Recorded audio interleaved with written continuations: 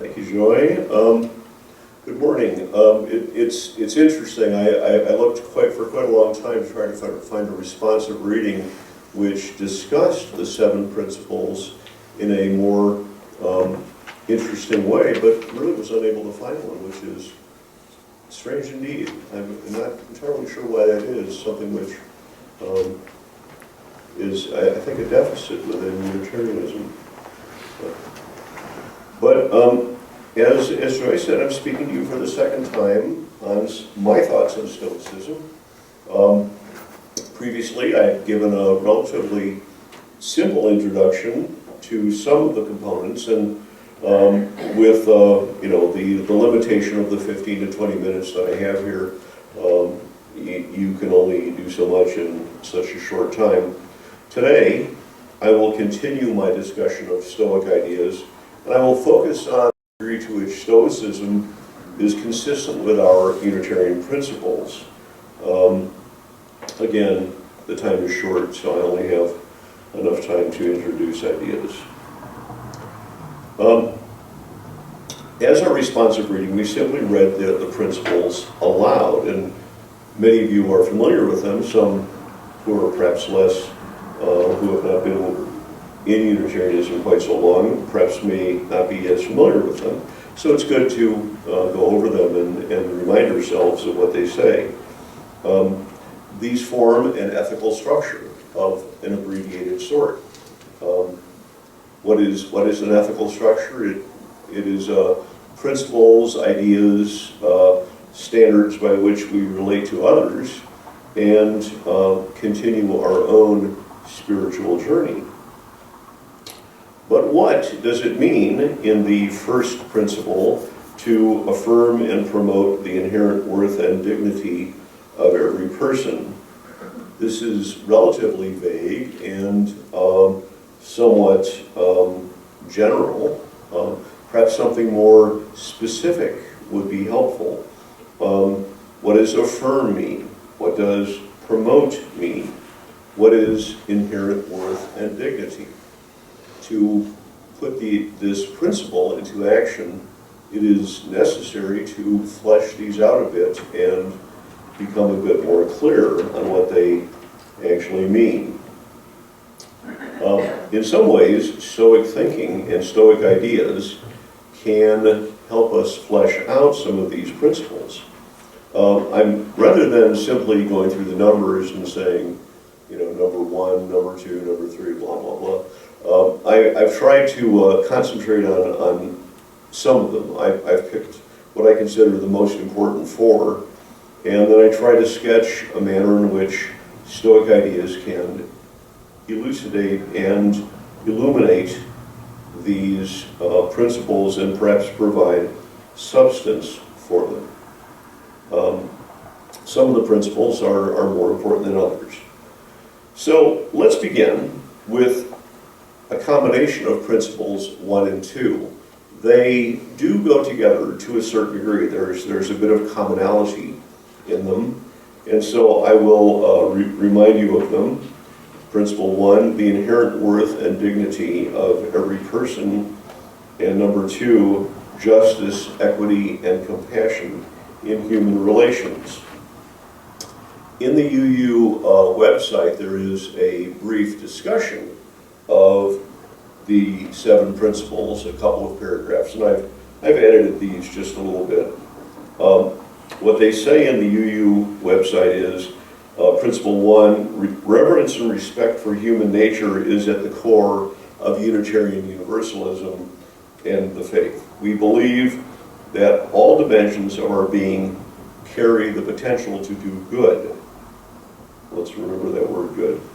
Unitarian Universalists affirm the inherent worth and dignity of each person as a given of faith, an unshakable conviction calling us to self-respect and respect for others.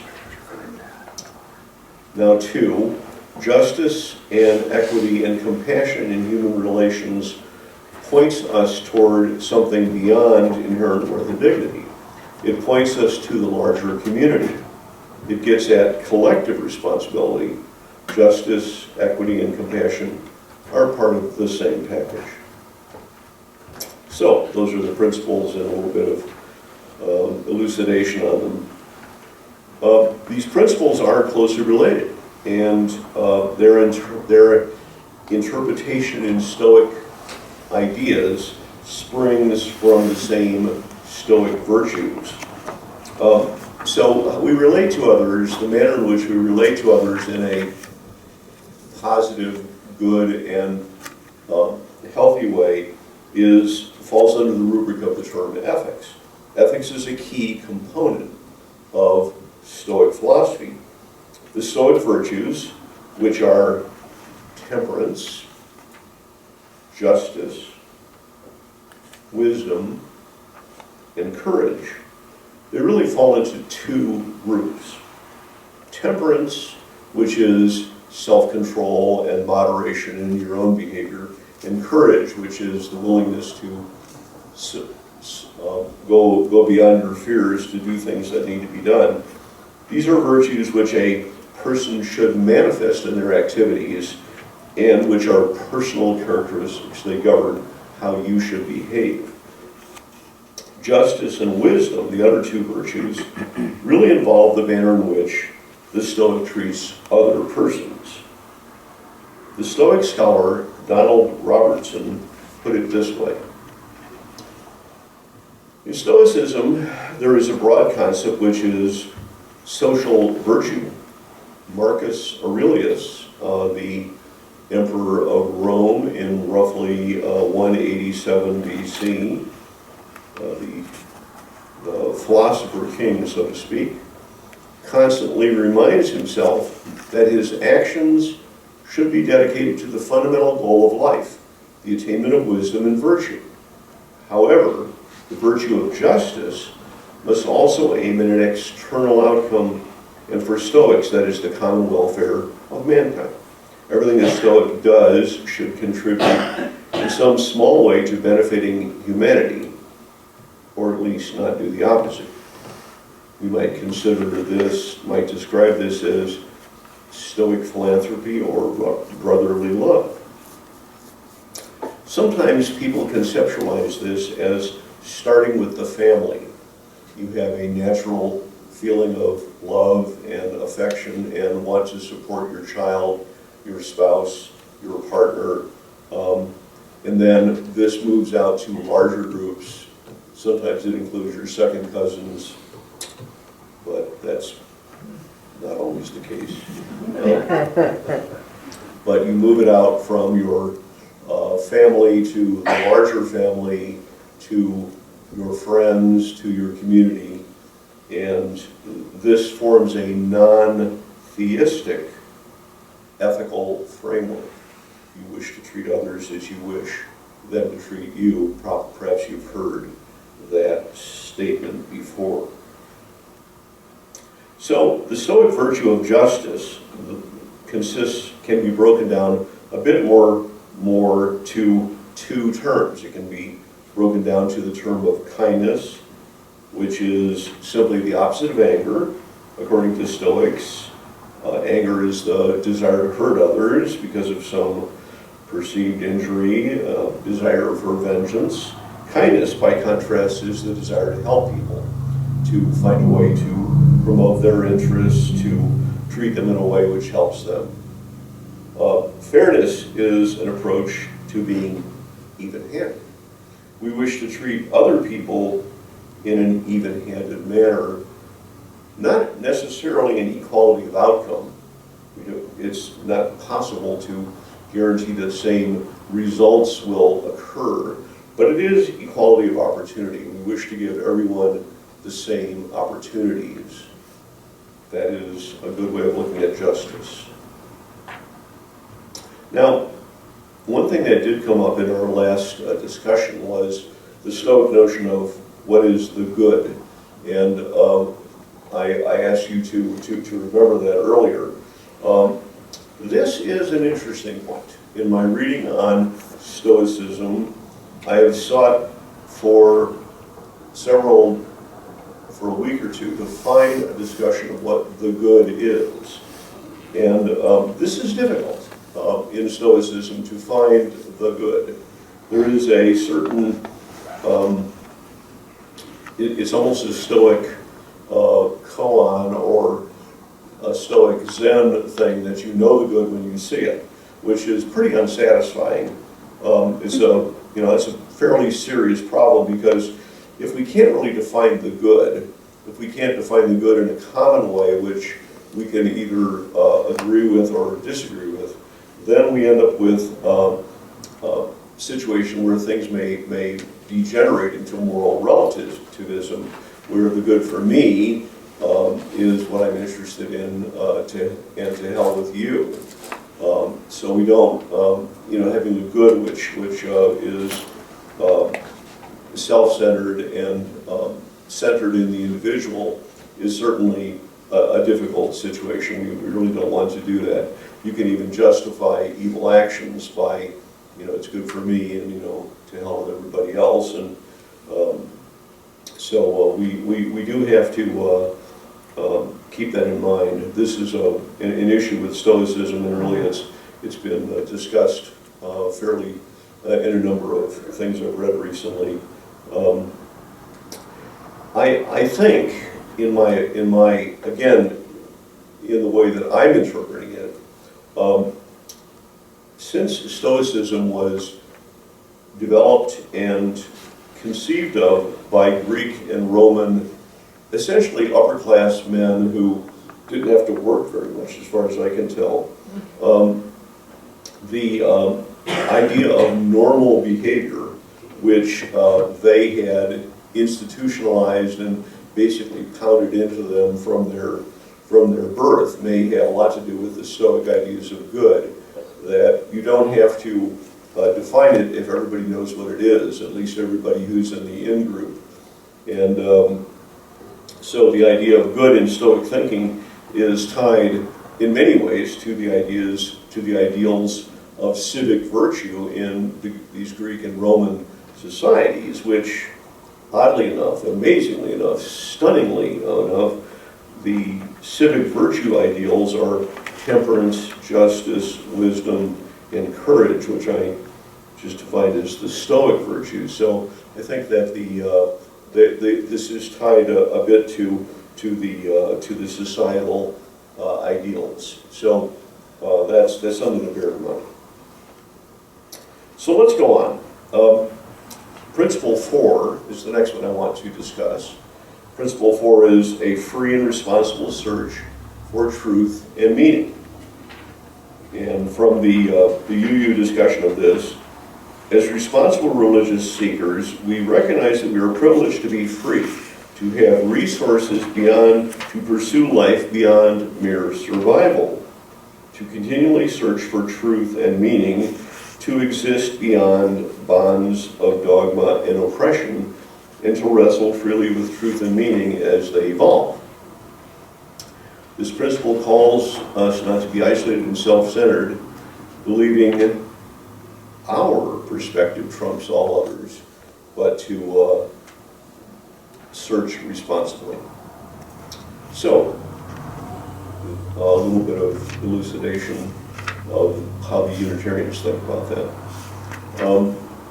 Stoic teachings lead us to one important idea. For the Stoic, learning is a lifelong and continual process. Stoicism is a, quote, regimen for training the mind, as Stoic author Donald Robertson puts it. Stoic approaches to problems are not ones that come automatically to you. They require that you work and continually try to improve your own use of these. But the free and responsible search for wisdom is a part of Stoicism, and it ties into this fourth principle. One such approach that Stoics discuss and promote is the notion of a, quote, daily check-in. Seneca said, I hope no one takes this the wrong way, when the light had been removed and my wife, one where my habit had become silent, I scan the whole of my day and retrace all of my deeds and words. So this was his idea of a Stoic check-in. The check-in is a mental exercise to see what was done well and done poorly. It's a meditation of sorts, but one directed at specific issues. Are you attaining your goals? Are your actions consonant with your values? Then, in the morning, you may plan again for the day, for the next day, and again, at the end of that day, you review. So, the notion here is that you continually try to improve yourself by paying attention to what you actually are saying and doing. Are they consistent with what you wish to do? One of the key attributes of many Stoics is that they continue to learn in adulthood. Marcus Aurelius, the philosopher emperor of the 2nd century, had tutors throughout his life. He was the emperor, but he had men, and again, this was the 2nd century, 1800 years before women were given, were encouraged to be more free and have agency. He had men who were his tutors. His brother Lucius, who was his mirror opposite, Lucius and Marcus were both adopted, and they were not related. They were adopted by their father, and they became the emperor through adoption rather than through biology. Lucius, who was the mirror opposite of Marcus Aurelius, stopped his intellectual development when he became an adult. He degenerated into a hedonist. He drank a lot. He had a lot of women, did nothing but enjoy himself, spent huge amounts of money on his friends, but he did not continue to learn. His life was it was not one that was productive, and he did not extol the Stoic virtues. Marcus Aurelius was far more of an exponent and far more of an example. Now, in Stoicism, the term philosophy is not as we believe it, as we understand it today. A philosophy was not an abstract thing where people sit around and talk about what is truth, the nature of reality, how do we find God, and perhaps some of the topics of philosophy today. In Stoicism, the philosophical intent was practical application of ideas to your behavior and life. It involved training your mind with certain problems that we are all beset with. And what are these problems? Well, we are all beset with anger. We all become angry. Why do we become angry? Well, something happens that is unexpected or bad. Our car is hit by another car. We hit another car with our car. Something bad happens at work. What should be done with our anger? Well, Stoics really had some very careful thoughts about anger. Everyone gets angry. Anger, in the Stoic way of looking at it, was a temporary insanity. That moment when you really do see red, your vision is constricted, your voice changes, you become very tense. This is a temporary insanity. You are led to do things that you probably may regret if you are not careful. So for the Stoic, there are several steps that they took. First, that anger is something that happens with people. People become angry. Everyone does. Perhaps some people here have not become angry, but I certainly have. The second step is to take the time to remain calm and do or say nothing as is possible. Third, you try to make decisions and plans when the temporary insanity of the anger is past. What did you do to create the situation? Sometimes you did nothing. Sometimes it's something that happened to you. Your car was hit. You were driving correctly. You somebody does something at work and you get blamed. You did nothing. Other times, you have created the situation and have added to it. Maybe it's something where you made a mistake, where you in fact are to blame. It's important to take stock. Am I part of the problem? What do I need to do to solve the problem? What can be done to solve the problem? Getting angry is our response to something, but then making choices and decisions under that anger state is not a good thing. It's not the anger itself, but what you do in response to the anger that makes the difference and can turn a negative thing into a positive one. Of course, it's very easy for me to say that standing up here in front of you, and you're all sitting out there probably dozing off. It's easy for me to say this, and how actually do we put this into effect? How do we control our anger? Well, like anything else, controlling your behavior, controlling your anger requires you to train yourself. How is this to be done? Really, again, there's no secret. As Epictetus, a very important Stoic of roughly the 2nd century of Rome again, as a first step, keep quiet and count the days you do not become angry. If you can quit for 30 days, make a sacrifice to God.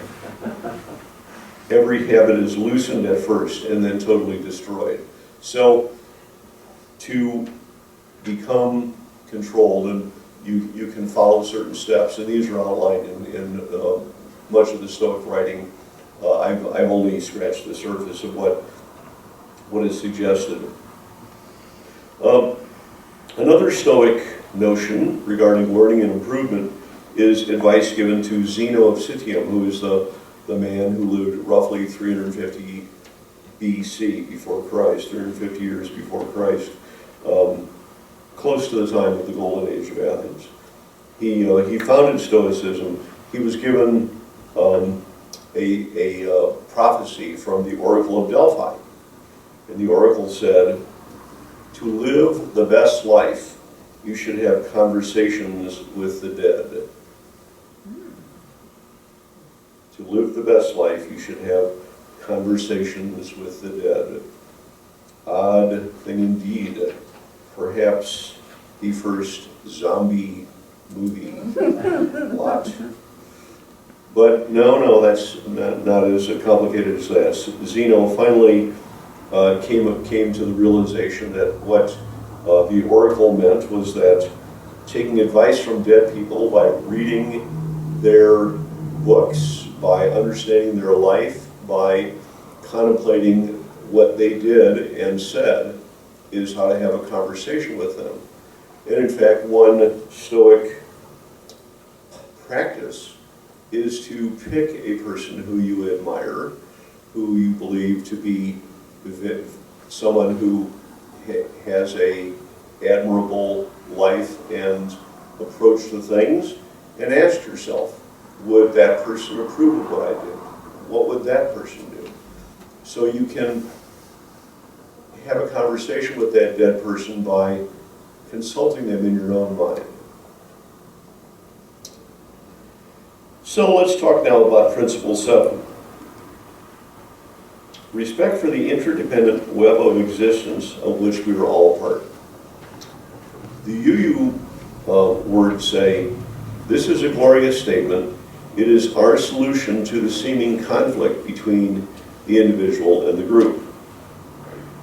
It may be the Unitarian Universalist way of coming to fully embrace something greater than ourselves. The interdependent web, expressed as the spirit of life, the ground of all being, the oneness of all existence, etc., can help us to develop the social understanding of ourselves that we need. So, Stoic thoughts. In terms of the web of existence, Stoic teachers were very interested in Stoic meditation. We've talked, I mentioned last time that there's relations between Stoicism and Buddhism, and there is the meditation aspect is certainly shared between them. Stoicism does not emphasize it as much, but expanding the mind is an important part of Stoic physics, according to Donald Robertson, who is, again, a current Stoic writer, one that I have gotten a lot from. For the Stoic, the notion of nature or fate or Zeus or the divine or the universe or whatever, it's an important one, but not a deity to be worshipped, but more in the sense of the universe of which we are all a part. For Marcus Aurelius, contemplating the universe of which we are all individual limbs becomes an important psychological exercise. So in many cases, people are advised to calm themselves by staring at the ocean or looking at the universe or looking at the stars. This gives you a feeling for the place that you hold in the existence, and that there is part of nature and the universe which will, you are part of it, but it will persist beyond you. One of the most important aspects of this contemplation of nature is the impermanence of our physical persons. Stoics are fond of a quotation from Marcus Aurelius: "You can die any day." That's what led me to the story this morning. Seneca, who was a counselor to Nero, this was roughly 69 AD. Nero was the fifth of the Augustinian line of emperors. He said, "Let us prepare our minds as if we come to the very end of life. Let us postpone nothing. Let us balance life's books every day. The one who puts the finishing touches on their life each day is never short of time." This has been the topic of many sermons by a minister of a former church, who suggested that a visit to the graveyard and a contemplation of those there in the graveyard gives us a clearer perspective on our life in the present moment. We can die every day, so we must act now to do the things we must accomplish. Interestingly, according to some accounts, when Nero uncovered a plot of which Seneca was a part, or Nero believed he was a part, he sent a note to Seneca saying, "You have counseled me that you can die every day. Well, today is that day, so you are to die." And Seneca was then committed suicide. Sure hope I don't have any Neros governing my behavior. Many religions and philosophies do take this point of view that paying attention to your mortality is very important. We should take away the illusion that we live forever, and that we will forever have our powers and skills. My own family, my father had little strokes, and they diminished his intellectual capability. This may happen to me. My mother's hearing is considerably diminished, and this may again happen to me. I'm the son of two people who had bad hearing as they aged. I may have bad hearing too. Our powers and skills will diminish. We will become less capable. The Stoic notion of "you can die any day" focuses our attention on the moment, on the here and now. There is a phrase, "memento mori," which means remember you are mortal. When a Roman general was given a triumph in Rome, which was a big parade to celebrate the destruction and death of hundreds of thousands of people who were not Romans, all of Rome would show up for this parade, and they were always happy to get money from these subject people. And so this triumph involved usually the king of these people being paraded around in chains, and the general who engineered the whole deal would be in a chariot, and there was always a slave who stood behind him, and the slave would whisper into his ear, "Remember, you are mortal." Even at the most important time in his life, the remembrance of the shortness and brevity of life put it into perspective. In our own society, who remembers the actor, the winner of the Best Actress Oscar from 1972, or the Best Supporting Actress of 1967?